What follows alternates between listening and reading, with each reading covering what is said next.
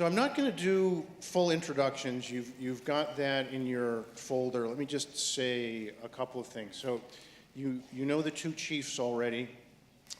Joining them and us are Michael McBride, who I'm going to speak to in just a second, Vanita Gupta, who is probably well known to all of you and who played a principal role in the Department of Justice Civil Rights Division work on all of these issues and crafted or oversaw the crafting of a number of the most prominent investigations and consent decrees of the last administration. And Geoff Ward, immediately to my right, is an amazing scholar of these issues who focuses on especially the connection between historical racism and racial violence and present institutional and community outcomes. Got that about right? Good. So, Michael, and we're going to talk up here for just a little bit, and then before too long, we're going to go to all of you. I think we've got microphones, and let's open this up. So, Michael, we go back a while. You are a pastor. You are a victim of police violence yourself.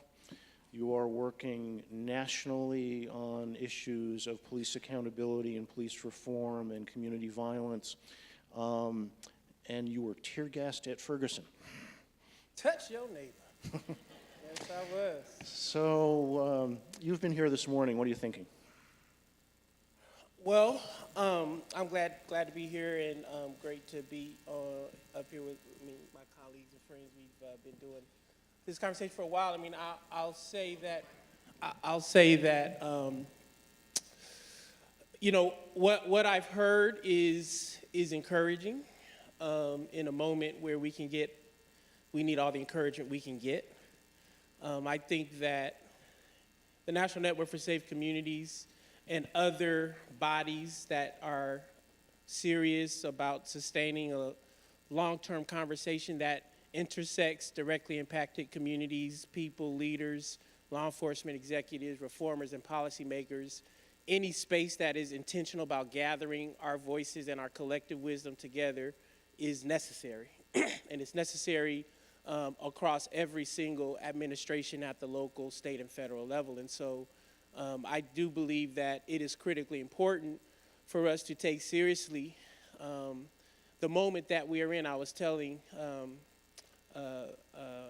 my dear brother Cunningham that I viewed his remarks last year at IACP to be a watershed moment because I had remembered going to IACP a few years ago where that conversation was, I experienced being there to be almost an act of violence, right? Where, you know, you were literally scoffed at, sometimes, you know, made to feel like you're just living in a fantasy world. And so for an executive leader to stand up in the age of, or in the moment of all of the rhetoric around the campaigns and make that declaration, I thought was very powerful. And still at the same time, many of us were in dismay that the Fraternal Order of Police had endorsed Donald Trump and a narrative that was about law and order policing and going back to a time where it seemed like the brutalization of black and brown bodies was going to be the normative experience again. And so I think for many of us, we continue to believe that there is a tug and pull, and this is a battle, I think, literally for the soul of our country, and dare I say, for the ways in which we will continue to move past not just a time long ago, but yesterday, right? That history, James Baldwin says, that we are all caught or tied up in history, and history is tied up in us. And so to the extent that we can continue to not only gather in these places, but ask the more penetrating questions, what does it mean to institutionalize these efforts in our local municipal police departments? Because we do believe, I see my colleague and homeboy, Kevin Grant from Oakland.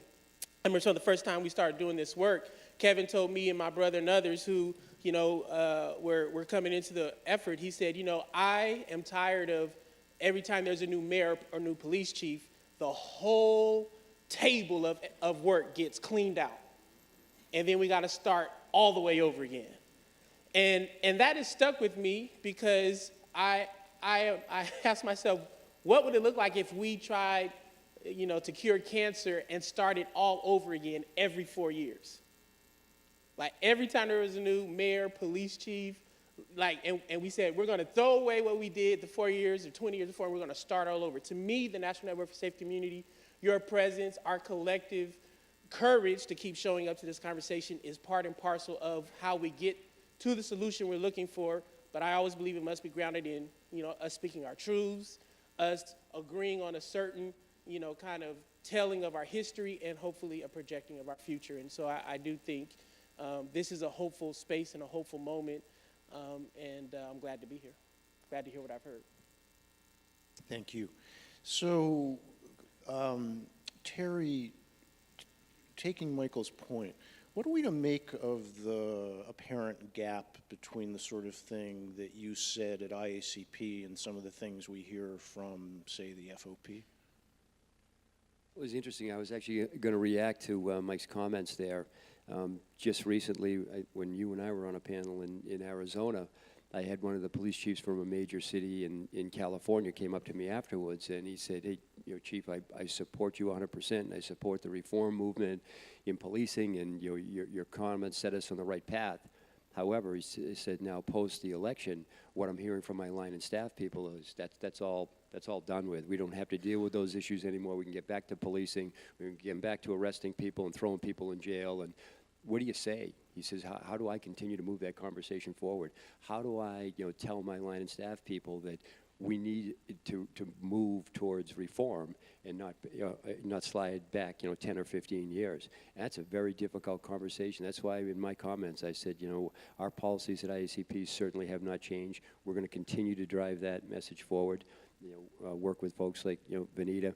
Our Institute for Community Police Relations within IACP, just this past Monday, we had a steering committee meeting, and we put all the right people around the table. We had Cheryl Eiffel from the NAACP Legal Defense Fund there. You had police chiefs there, because we really feel that this topic is just too important to lose the ground that we've already made. Vanita, vamping off all that, I want to ask you a 12-part question. I've got my pen and notebook. So let me take a run at this. You, as head of the Civil Rights Division, did something I think is pretty original, and you brought an explicitly historic analysis and framing and narrative into some of the investigations and reports on the pattern and practice departments. For example, in Baltimore, there was an explicit link drawn between the history of redlining in Baltimore neighborhoods and subsequent patterns of community violence. And you very consciously used the power of that office to try to drive the kind of change that Terry's talking about and that we're all interested in. And that scene has changed. And so the at least three-part question is, how do you think about the historical framing and realities of those dynamics? How do we work to keep the change going, maybe with different tools in this new environment?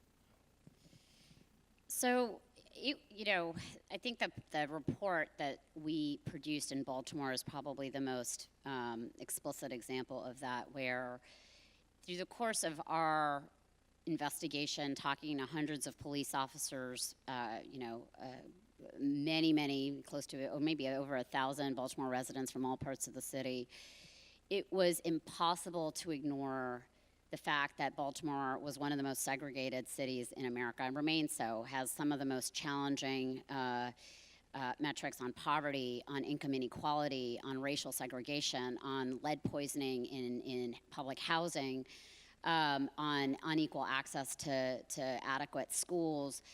And we heard it over and over again from police officers that they were the face of local government policy in these communities, failed government policies. Government had sanctioned racial segregation up through the 1950s in the city of Baltimore, and many of the vestiges of that are very real today.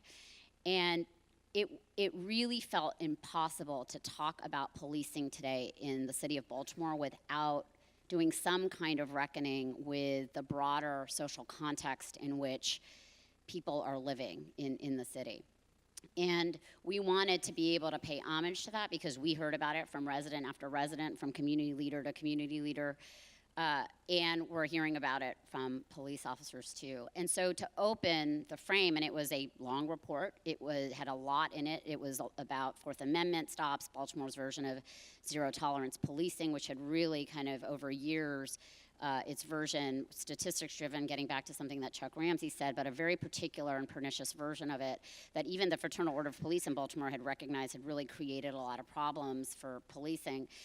We wanted to recognize the importance of that history in understanding policing in Baltimore and the challenges today. And, you know, Ferguson, when we did the report in Ferguson was a sundown town. You just can't understand these issues without some historical context and recognizing all of this. And I remember when I gave my first speech on policing when I was in the job, I talked about some of the factors that were really sowing the mistrust, the intense mistrust that existed. And I talked about kind of, you know, Jim Crow and slavery and the fact that police officers were at the foot of the Edmonds-Pez Bridge and all of that. And the next day, there were these blogs that says, Vanita Gupta, head of the Civil Rights Division, blames the Ferguson riots on slavery and Jim Crow. And it was, you know, and it was not meant in any kind of academic sense. It was, you know, a lot of blogs that were criticizing me for drawing those links, and yet, you know, speaking truth about this country's history on race and the role that police officers have played, but also the fact that they are often enforcing laws that they did not make, that are reflective of decisions made by elected officials, and sharing that collective responsibility when we talk about policing, I think is incredibly important to being able to also address the everyday encounters and problems that we were documenting in these reports. And so, so I think that was all a part and has been very much a part of what has been happening. And I have been so impressed by the leadership by Chief Cunningham and Chief Ramsey and others, because they are leading the way on these issues. And I think the movement for Black Lives put it front and center for all of us to really confront in a way, and whatever people may feel. For me, sitting at the head of the division, there was no question that the movement for Black Lives really forced a conversation in mainstream America, renewed, right? Like, we do this periodically, and then right now we're in a period of retrenchment where we're refusing to talk about this. But I think folks like Chief Cunningham and Chief Ramsey and others in law enforcement are going to really strive to keep that conversation going. It's not happening in this Justice Department. I don't think that's news to any of you all. And it's not only not happening, but there really is a retrenchment, you know, branding police reform as lowering morale, raising crime rates without the necessary data to back that up. I think we were very sensitive at the Civil Rights Division around these issues and showing a degree of humility going into a jurisdiction about the challenges of policing. But our reports were seeking to validate the experiences of communities of color in these towns and cities, as well as really get to some longstanding issues. And I am deeply troubled. I mean, look, the Justice Department, it isn't just about the laws that they enforce and how they enforce them, and whether the statute that Congress gave the Civil Rights Division back in 1994 in the aftermath of the LA riots, whether that gets enforced. It's also about the funding and the bully pulpit that they have to influence priorities at the state and local level. And that's a reality. If you look at the most recent COPS solicitation that has gone out to police departments, the top priority in the most recent solicitation is is for grants that where state and locals will work with the feds on immigration enforcement. Okay, you did not see that in prior solicitations, and that stuff has a very profound impact.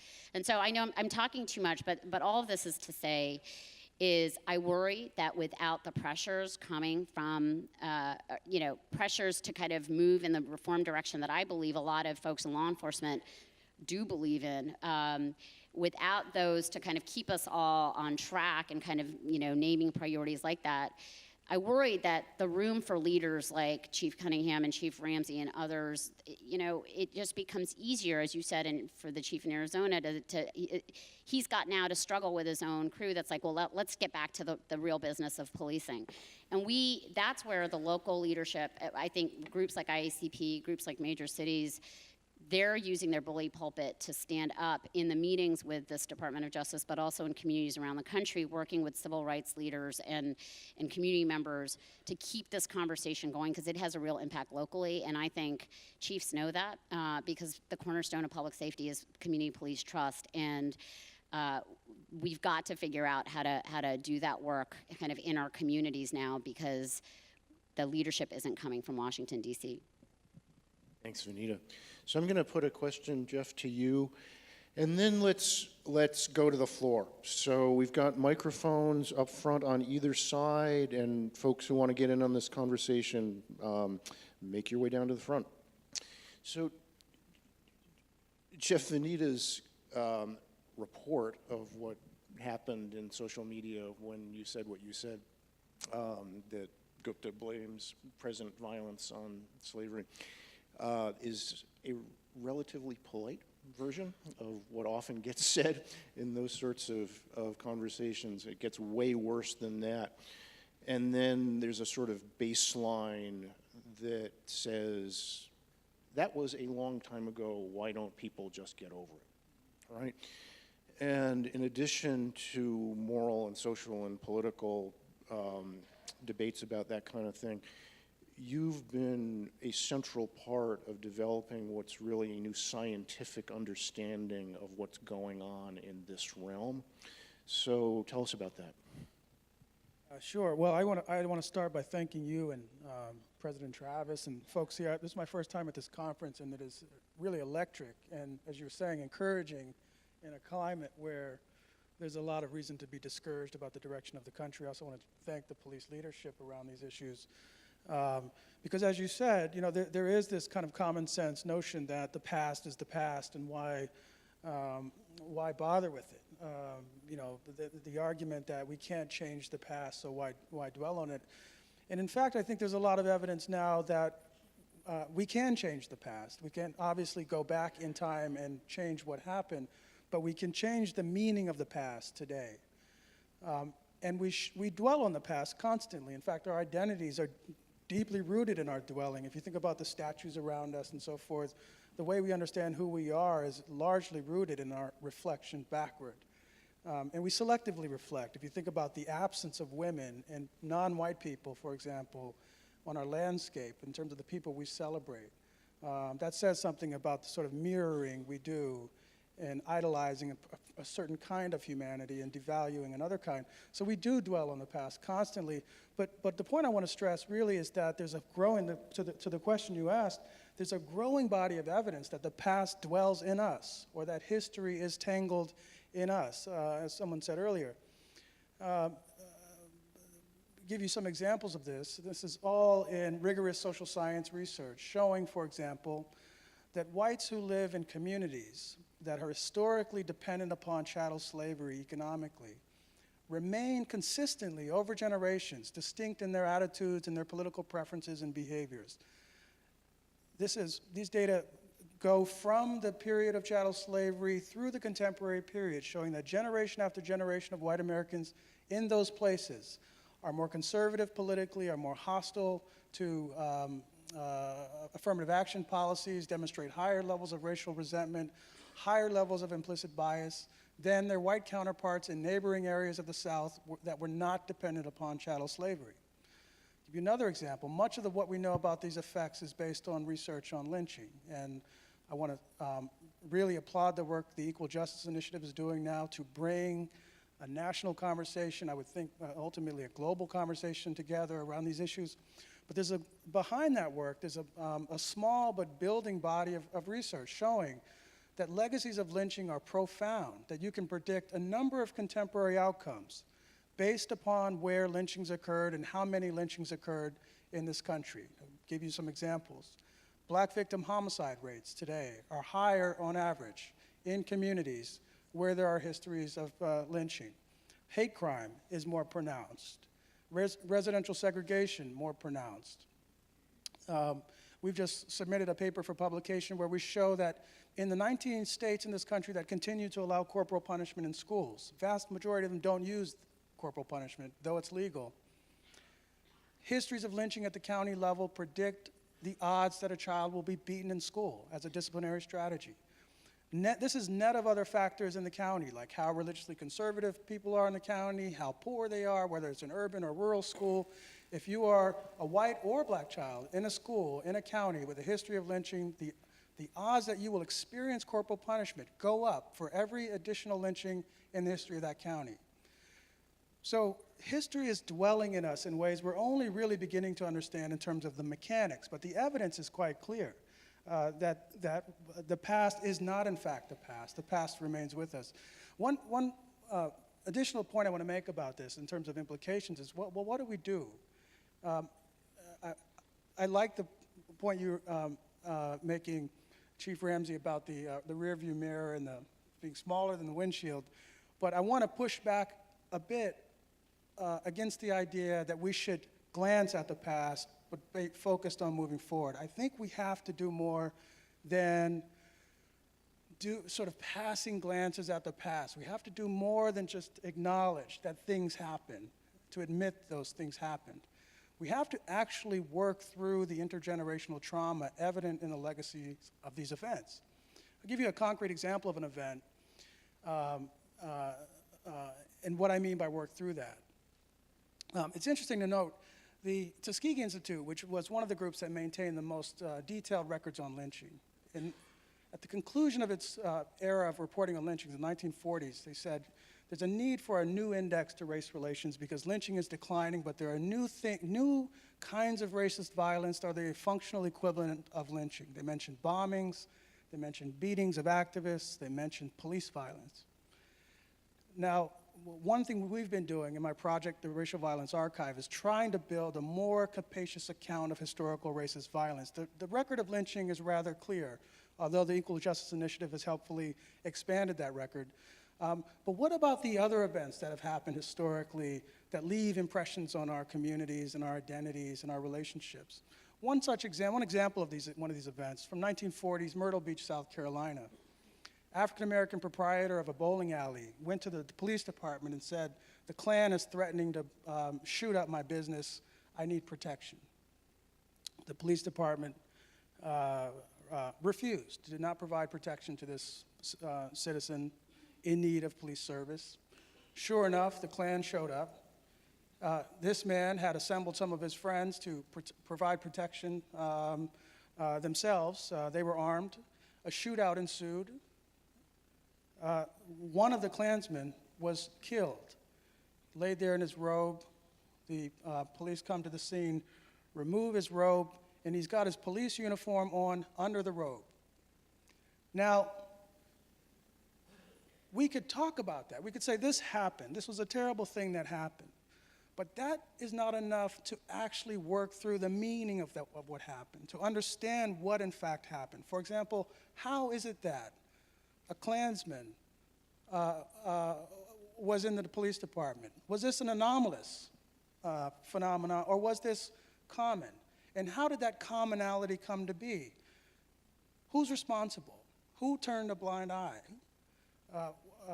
And most importantly, how can we be sure today that these kinds of things aren't happening?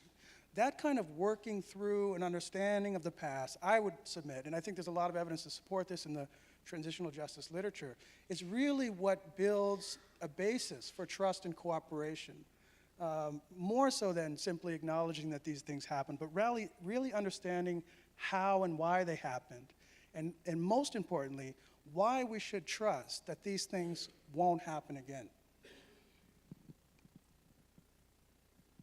What he said. So, over to you. Who wants to get in on this? Thank you so much. My name is Brad Rowe from Botech Analysis in UCLA. So I'm in Los Angeles. Thank you for your comments, everyone, and for the earlier presentations, sir. I have a question about where we are in history right now and some of the challenges that the police forces are going to be having. Without getting into politics, I'm most concerned about this move back towards suppressive policing, compounded with a move towards pushing immigrants out. and we're seeing a lot fewer people in the immigrant communities in Los Angeles reporting crimes. And my concern is that we may see an explosive reaction to it in the context of the fact that there are record numbers of homelessness right now. Inequality is higher than it's been in a very long time in Los Angeles. And I know Los Angeles isn't the only community in that situation. Chicago, there are other cities that have a combination of a lot of stress and strife with black and brown communities with police. So I was just wondering, maybe to the two gentlemen who represent the police departments, what the reaction to that is, and if there is a plan to deal with this sort of shift in political and socioeconomic atmosphere. Thank you. Thank you.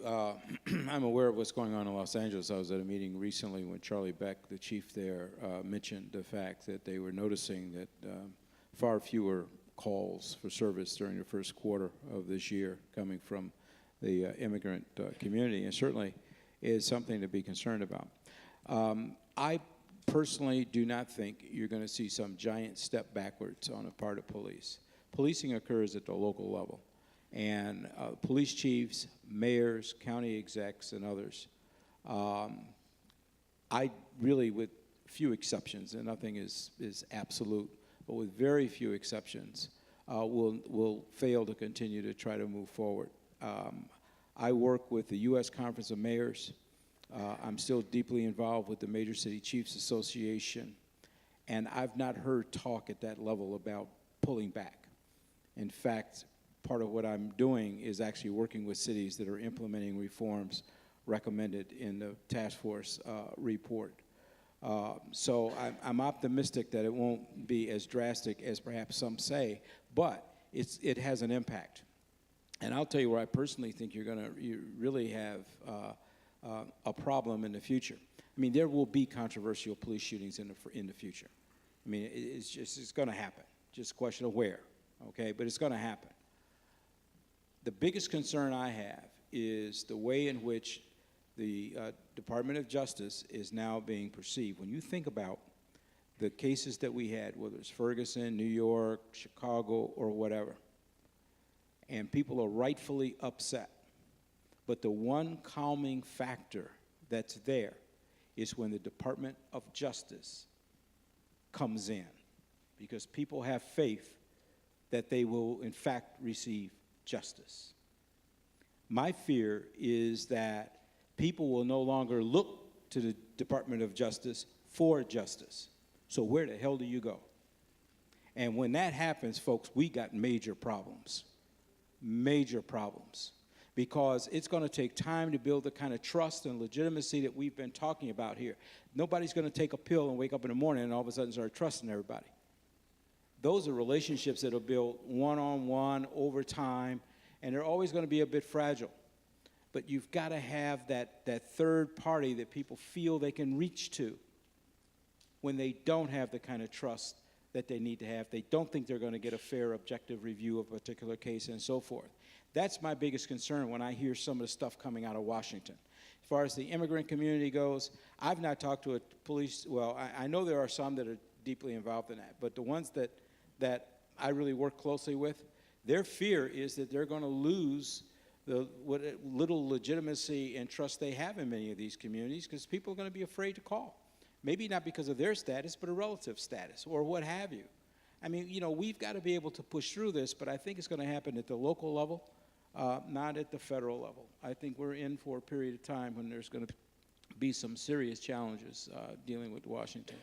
Could I maybe just offer a community perspective to this? I mean, I am afraid, and I think people in the neighborhoods and communities are deeply afraid.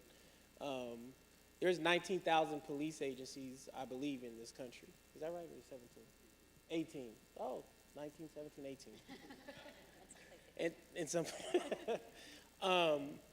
and for many of these agencies, the idea that they are dependent upon their local moral compass to dictate how policing happens in our communities that are overtly racist or at least denying the reality of structural racism is frightening. It's very frightening. And I agree with Chief Ramsey in the sense that without the DOJ being seen as at least a intervening kind of second or third set of eyes, people will, I think, have lots of hopelessness. But part of what I think it's important to widen our scope of how we're measuring the impact of policing, because it's not just police shootings. I mean, we need to talk about racial profiling. We need to talk about use of force. We need to talk about a whole lot of other set of categories. I thank God the night I was physically and sexually assaulted by the 2 police officers that they didn't shoot me in the back of the neck with that gun. I thank God for that, right? But I still carry within me the scars and the trauma of that experience. And so how many folks are being physically manhandled daily by police officers who do their work in the course of how they narrate, I'm just trying to get home to my families, right? Like it is that disruption that we have to, give an account for as well. And I do fear, as I stated before, that the line officers in this age where I feel are being more emboldened to return to a different kind of style of policing without oversight from civilians and community folks is something that is very frightening. And I would hope that as police chiefs and executive leaders in the law enforcement community, that when Sessions and other voices stand up and say, we're going to go after people with gold chains, we're going to find drug dealers and gang members and traffickers, and we're just going to, that I hope that there will be more public expressions by the law enforcement leadership to say that we're not going back. See, right now, I don't think many of us in the community hear publicly law enforcement leaders saying we're not going back. It's just a little bit of a silence. Maybe those conversations are happening in private rooms. It was the same frustration we had after Ferguson when I came to the meeting here. And there were no police chiefs on TV saying what was happening in Ferguson was setting us back 30 years. I heard them say it here at the meeting, and I challenged some of them. I said, well, why don't you get on CNN and say what they're doing in Ferguson is not the kind of policing that we're trying to have. The only chief that I saw do that was Blackwell in Cincinnati, and he didn't even last that long after he did that. And so part of what I just want to suggest is if we are going to be asking community members to have this kind of trust with law enforcement leaders and police departments, we need law enforcement leaders to reward our trust with a public expression of putting a flag in the ground and saying, we are going to hold the line on 21st century policing, regardless of what the president or the attorney general says, and help side publicly with the people who are the folks bearing the brunt of a continual trajectory of criminalization and brutalization that often is unaccountable in the criminal justice system and our day-to-day realities. That, to me, is what I hope that our law enforcement leaders can do more publicly. And then when you do that, I think you will find community leaders standing up publicly supporting you and not leaving you out to dry when the FOP and other folks come for your head, because they're going to come, from what I've understood. So that...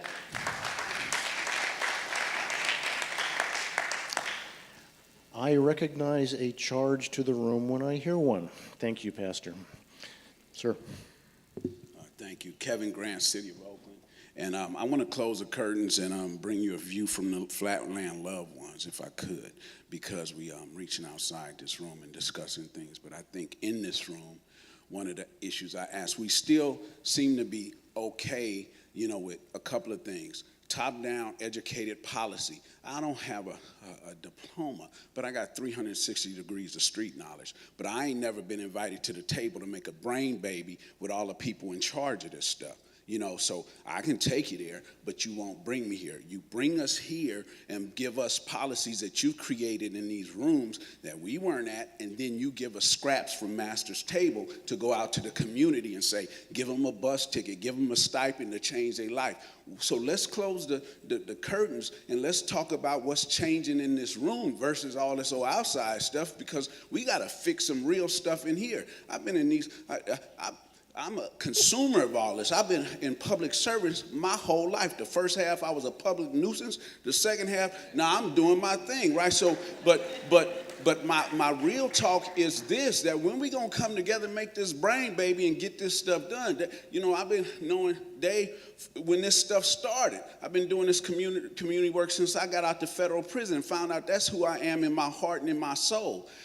But we keep missing stuff, and we keep looking outside the windows and talking about that stuff, and we need to talk about some stuff in here. You know, we keep, you know, if you think about it, the most we got people like me is to walk out to the community to tell these people that we all seem to socioeconomic. We get these new buzzwords, trauma-informed care. Every other week it's a new table, right? We get all this stuff. We know the same issues exist, but then we say, give them a stipend. And then while the people who walking around trying to give them a stipend, we got to worry about, are we going to be working in June? Because it's April. I'm shaking like a British nanny, and they shake people to death. So the issue I'm having is, when is this room going to fix some stuff?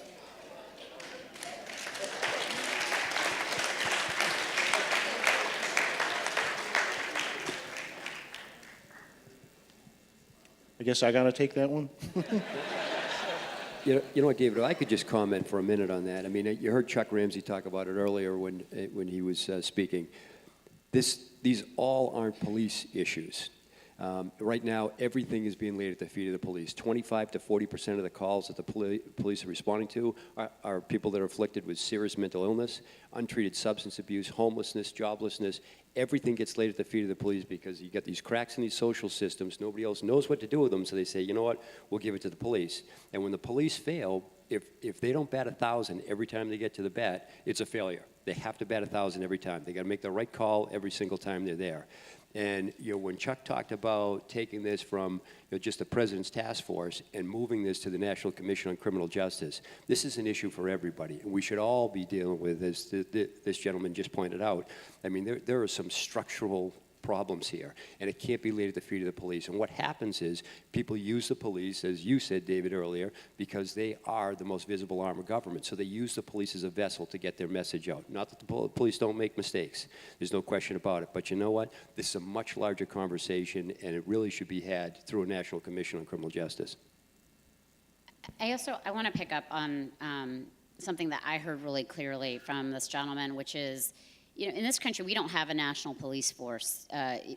Policing is inherently local. And there was the 21st Century Policing Task Force. We've got the Constitution, obviously. We've got things that set national standards and best practices. But the reality is, and what was so powerful to me about the last several years, is a recognition that actually the answers lie in each of our communities. Because every one of our communities looks different. It looks different demographics, different challenges, different. And communities have to be invested and kind of engaged in defining what public safety looks like in these communities. And the problem has always arisen in this country when there's been an overt politicization of criminal justice policy or of policing. And one of the things that, if you look at the work of the division, you look at Ferguson and you look at Baltimore and you look at New Orleans and Cleveland and other places where we got involved, none of the agreements that we ever reached ever looks the same. You look at the agreements from the COPS office too. They only really work when there's intense community engagement and intense community kind of informing and keeping through structures that get created around, communities working with police officers to identify the kind of trainings that they believe are really important and having a say in what kind of policing priorities there need to be and having data transparency so the community can know what is happening in their police department. It is really important. These can't be top-down policy kind of, hammers that are brought down. Yes, there are best practices, as I said, but But we've got to just recognize that policing in this country is inherently local, and that I think part of this conference is about understanding who's defining public safety and who's involved in that discussion locally, and what does that look like. And that is a big challenge about how you figure out how to sustain community engagement in policing so that you're both building police community trust locally and having community voices that are really kind of engaged in the way that policing happens in their communities, and engaged in the success and stake in the police department as well. Because I think there's a lot to be gained from that long-term effort. Maybe I'll also just say to Chief's remarks, it's not just that police are the most visible, it's that the police take up the most space. Like, police departments absorb the general fund of a local city at a level that no other investment in the city can. And so it does become a political conversation about who and how do we invest and create the conditions for public safety. Part of what we have found a challenge as we go, and we're in many, many cities across the country trying to scale up group violence reduction strategies and other things that are deeply collaborative. But part of the challenge is, even when we get reductions, we find police departments and chiefs still wanting to expand their budget. While crime is going down in the city, we're still trying to expand our footprint in the general fund, and we don't have money to pay for schools, jobs, food, housing, because the only thing we're seeming to find money to pay for are cops and jails. And so, again, part of what I want to suggest to us is that if public safety is a collaborative, strategic, as Kevin just said, a brain baby, right? What does it mean to make sure that formerly incarcerated people, directly impacted folks, victims of police violence, police officers, police chiefs, clergy, Pookie, gang members, the mayor, whoever, that it's a table where people's voices are appropriately engaged and weighted in how we live out a public safety reality, particularly in funding and investments. And I do believe that part of our challenge is that we want to do public safety on the cheap, right? As long as, on the cheap when it's not policing, right? And I do believe this is the moment of tension and challenge, at least as I see it in the many cities we work around the country, because we do believe that, you know, if we did just invest in housing and jobs, we don't think black folk, brown folk, folks who are criminally involved, quote unquote, are doing that because they're just inherently criminal. We think if you gave them opportunities, our tax dollar base was actually investing in the things we know create peaceful and sustainable communities, we would have peaceful and sustainable communities. And that is, I think, part of the conversation that we want to be in a partnership with law enforcement leaders to have, not be antagonistic because we're saying we want a reinvestment or more of an investment in those things that we think create public safety. And I think that's part of what the tension is as well. And I say that respectfully, but I do say it with a certain amount of conviction in my heart, soul, body, toe, everything. I got it. So, Geoff, quickly, and then next question.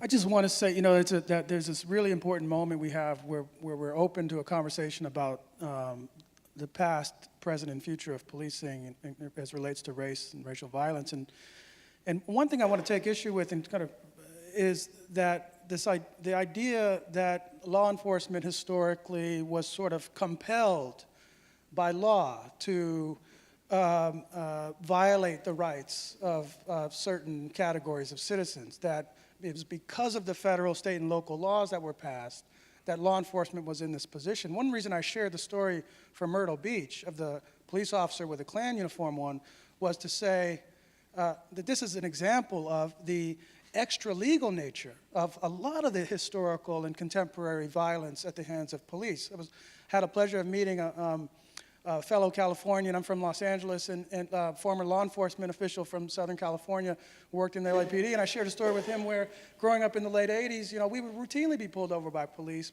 my friends and I, and guns drawn on us. And on one occasion, the police officer tapped a chrome-plated 9mm gun on our window to say, roll the window down.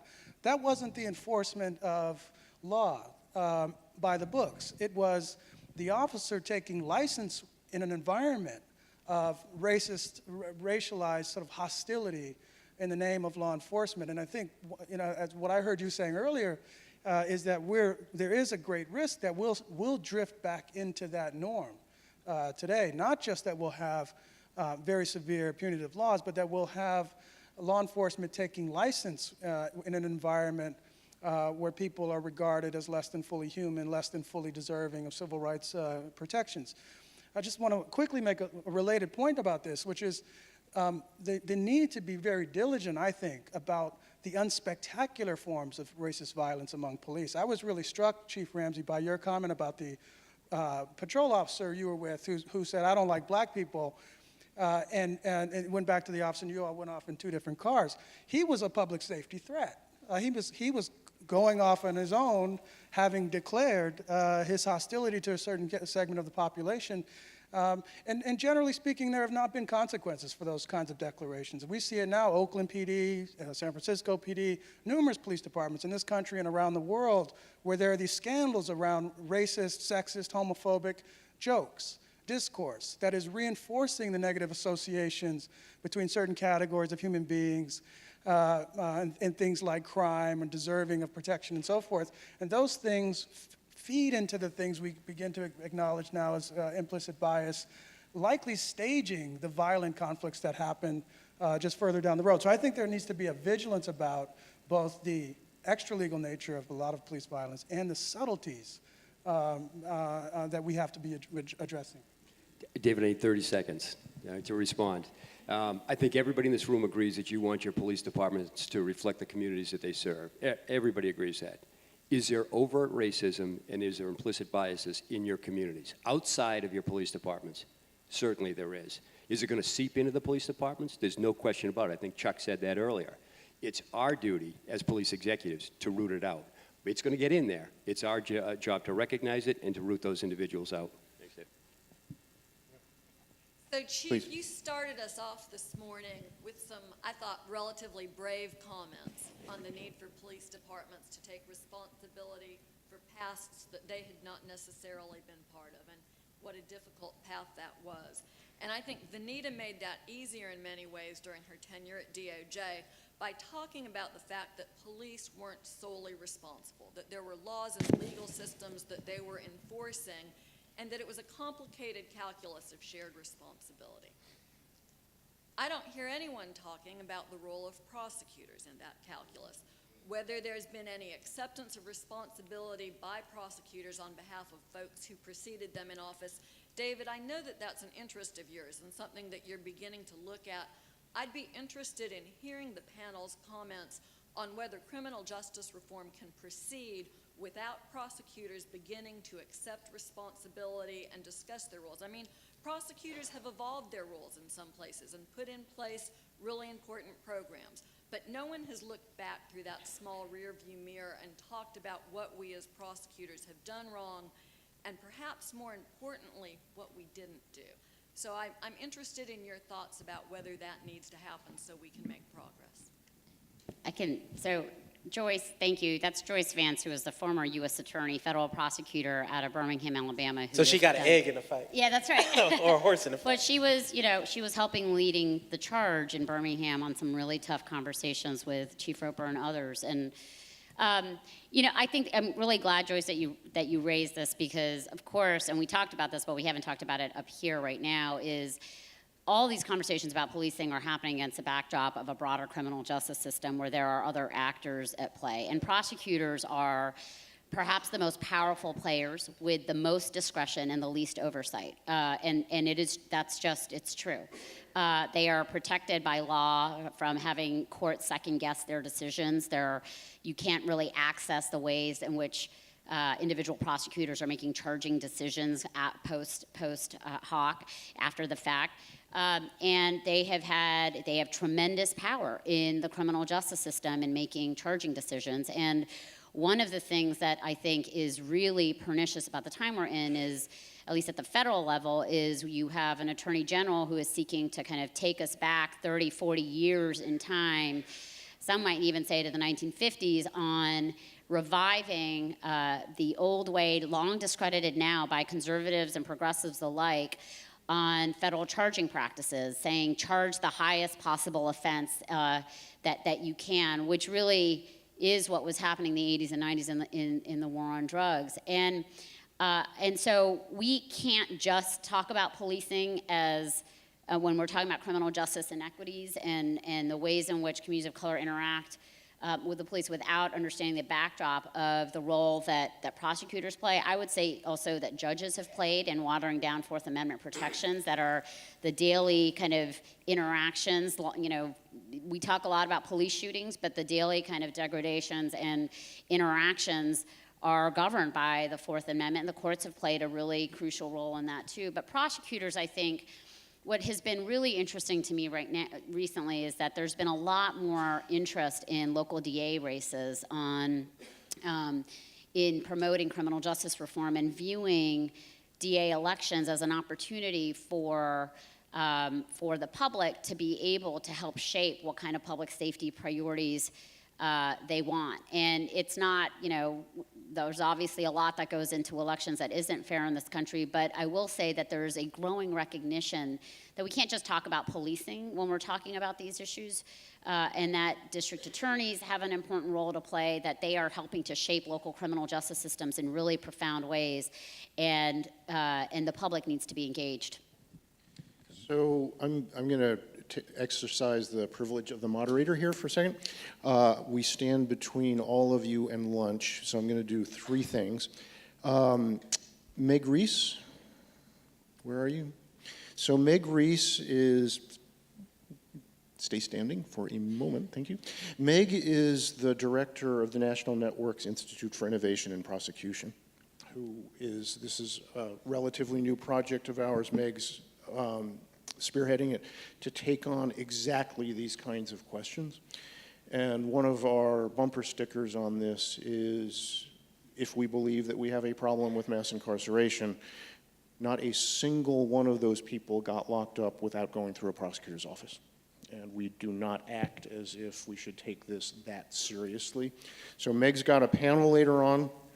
And then recognizing that we stand between you and lunch, let's take two very quick questions and very quick answers, and then we'll break. So, ma'am. Hi, my name is Kate Rivera, and I work at Project Longevity in Bridgeport, where 15-year-old Jason Negron was recently murdered by the police last month. And I'm wondering, also as an activist, what is the best way to protect our Black and brown community, specifically our youth, and to penetrate this kind of catch-all with the police department while I was just trying to get home, and this lack of responsibility and accountability, specifically around anti-bias and de-escalation training, which in our training handbook is only a page.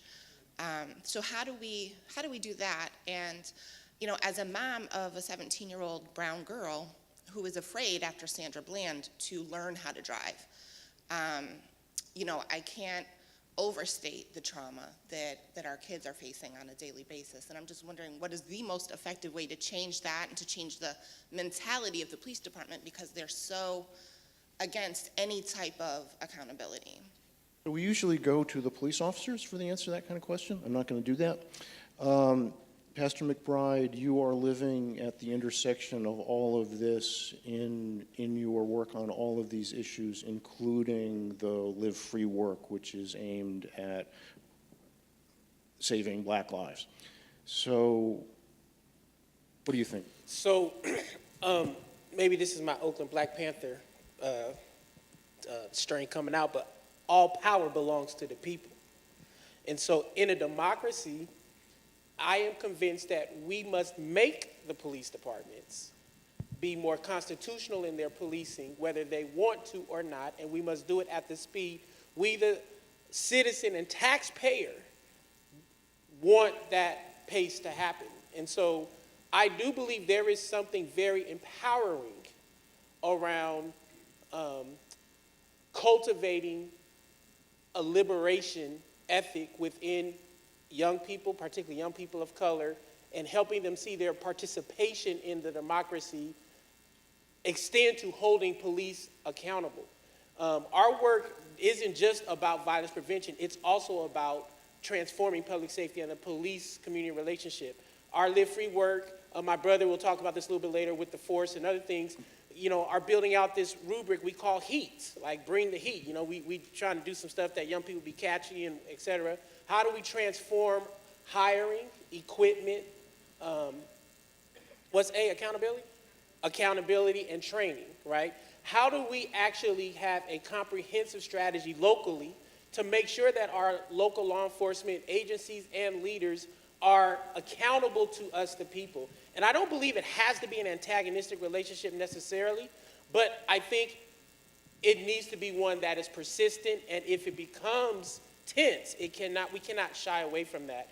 And so I do believe for us, we believe that accountability and procedural justice and legitimacy and these kinds of practices that we know work have to be pushed by the community to force police departments to change more quickly than they would if they were kind of left to their own devices. And I submit that when we don't do that, we are doing our democracy a disservice. Thank you. I hate to do this, but last question. I'm sorry, please. Can't see it. My question is for Chief Ramsey. We like easy binaries, good versus evil, white versus black. But in our police accountability work that we did in Durham, North Carolina, all of the decision makers were people of color. And the reason, when you think of structural racialization, it operates on 4 levels: the internalized, the interpersonal, the institutional, and the structural.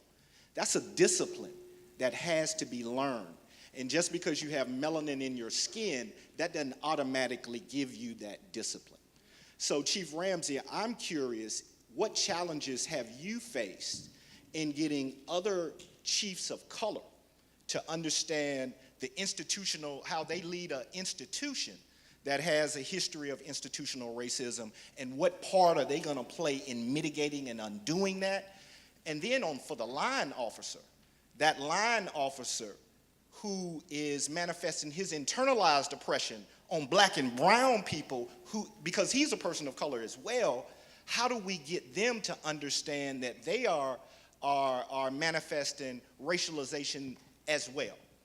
Well, let me answer this as quickly as I can in a couple different ways. One, I know for a fact that NOBLE, the National Organization of Black Law Enforcement Executives, spends an awful lot of time dealing with issues like this, and its membership is largely African American police leaders, not just chiefs, but people who aspire to become chiefs, and really dealing with that particular topic. But you raise another issue that I just want to touch on.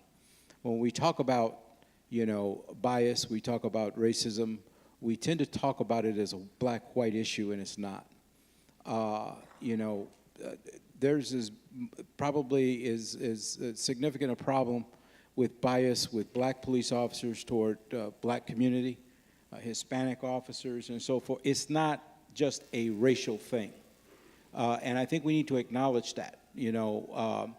We have to work hard to make sure that every police officer, no matter who they are, where they're from, what their gender, what their race is, treats people in a fair and impartial way.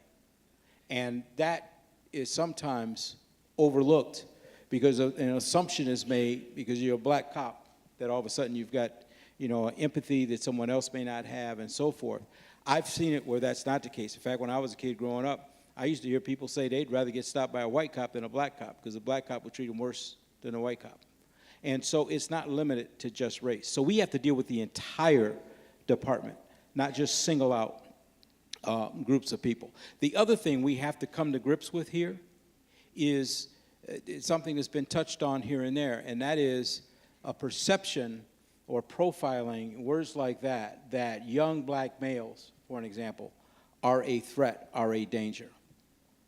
We have to deal with some realities, too, with the disproportionate amount of crime occurring in some of our communities, rates of victimization, rates of offending, and so forth. Not all young black kids are criminals. We have to work on the perception for that small group that really, we've allowed the few to define the many. And we got to find a way in which when we talk about this issue, we don't just generalize to a point on either side where that becomes a problem and an issue. You know, when I talk about community policing, a cop going down the street knows the difference between a basketball team that just left practice waiting on a bus stop going home versus gang members waiting to do something they got no business doing. That comes from knowing people, but is respecting people, all those kinds of things. So we just need to kind of broaden the conversation a little bit, in my opinion, and look at the issue. Prosecutors need to be part of this. You'll never get, I fired cops for stealing, for an example, shoplifting. The DA won't prosecute. I rarely get a prosecution from a DA's office on a police officer. That person winds up going to arbitration, which in itself is a very flawed process. I got him back on the job. And then you wonder why you got bad cops out here. I mean, give me a break. Look at the whole picture and look at what even when you try to do the right thing, you're not able to because the system needs a total revamping, not just police. Otherwise, we're going to be having this conversation year after year after year because we're not taking a kind of look and getting that, shining a light on these folks. Everybody wants cops to wear cameras. Put a camera on a prosecutor when they're in the back room there making some of these deals. Why can't they wear body-worn cameras? Why can't we have cameras in courtrooms? Why can't we do all these kinds of things? And as the pastor mentioned, fund the places that are going to make a difference. The largest provider of mental health services in the United States are prison systems. I mean, come on now. That's crazy. It's crazy. I'd rather you spend money on a teacher or on a social worker than spending it on another cop. We're not going. We need to be working to put ourselves out of business as police because we're not needed as much. That is the society we need to work toward. On that note, would you help me thank the panelists?